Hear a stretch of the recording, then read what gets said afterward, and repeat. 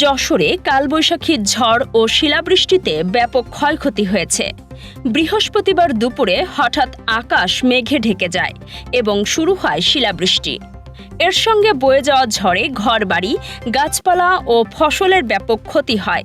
অনেক জায়গায় গাছ ভেঙে পড়েছে, বিদ্যুতের খুঁটি উপড়ে গেছে এবং অসংখ্য স্থানে তার ছিঁড়ে পড়েছে। বিশেষ করে কেশবপুরে চরম ক্ষয়ক্ষতি হয়েছে। ঝড়ে আহত হয়ে ৯ জন কেশবপুর উপজেলা স্বাস্থ্য কমপ্লেক্সে চিকিৎসা নিয়েছেন। উপজেলার প্রায় ১৫০ বিঘা জমির ধান হেলে পড়েছে এবং আম ও কাঁঠালেরও ব্যাপক ক্ষতি হয়েছে। ঝড়ে অন্তত ৭টি বিদ্যুতের খুঁটি ভেঙে পড়েছে এবং ৩৫টির বেশি স্থানে তার ছিঁড়ে গেছে। বিভিন্ন গ্রাম বিদ্যুৎ সংযোগহীন হয়ে পড়েছে। এলাকায় শত শত গাছ উপড়ে পড়েছে। কারো বসতঘরের টিনের ছাউনি উড়ে গিয়ে ঘরের ভেতরের মালামাল বৃষ্টিতে নষ্ট হয়েছে। এছাড়া এদিন বিভিন্ন উপজেলায় সড়কে গাছ পড়ে চলাচল বন্ধ হয়ে যায়। ভোগান্তিতে পড়ে সাধারণ মানুষ। কালবৈশাখী ঝড়ের কবলে পড়ে লণ্ডভণ্ড হয়ে গেছে যশোরের মনিরামপুরের সেই বহুল আলোচিত ড্রাম সেতু। বৃহস্পতিবার বিকেলের আকস্মিক ঝড়ে সেতুর একটি বড় অংশ মূল কাঠামো থেকে বিচ্ছিন্ন হয়ে বাওরের পানিতে ভেসে যায়। স্থানীয়দের অভিযোগ, দীর্ঘদিন ধরে সঠিক সংস্কারের অভাব আর মরিচা ধরা জরাজীর্ণ কাঠামোর কারণেই প্রবল বাতাসের তোড়ে টিকতে পারেনি ব্যতিক্রমী এই স্থাপত্যটি। দুই পাড়ের মানুষের যাতায়াত স্বাভাবিক করতে এবং জনপ্রিয় এই পর্যটন কেন্দ্রটি রক্ষায় দ্রুত পুনর্নির্মাণের দাবি জানিয়েছেন এলাকাবাসী।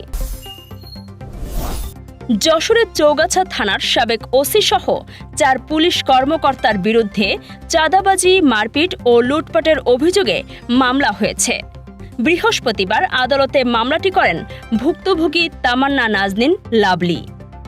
মামলার অভিযোগে বলা হয়, জমিজমা সংক্রান্ত বিরোধের জেরে সাবেক ওসি আনোয়ার হোসেন ভুক্তভোগীর কাছে ১০ লাখ টাকা চাঁদা দাবি করেন। এর মধ্যে ২ লাখ টাকা নিয়েও দাবি পূরণ না হওয়ায় বাদীকে মারপিট ও বাড়িঘরে লুটপাট চালানো হয় বলে এজাহারে উল্লেখ করা হয়েছে। আদালত বিষয়টি তদন্ত করে প্রতিবেদন জমা দিতে পিবিআইকে নির্দেশ দিয়েছেন। যশোরে ১০ মামলার আসামি ও বিতর্কিত রইসুল ওরফে রসুলকে আটক করেছে কোতোয়ালি থানা পুলিশ। ২০১৮ সালের সংসদ নির্বাচনে ভোট কেন্দ্রে বোমা হামলার মামলায় তাকে গ্রেফতার দেখিয়ে আজ আদালতে পাঠানো হয়। মাদক, বিস্ফোরক ও নারী নির্যাতন সহ নানা অপরাধে অভিযুক্ত এই রসুলকে কারাগারে পাঠানোর নির্দেশ দিয়েছেন বিচারক।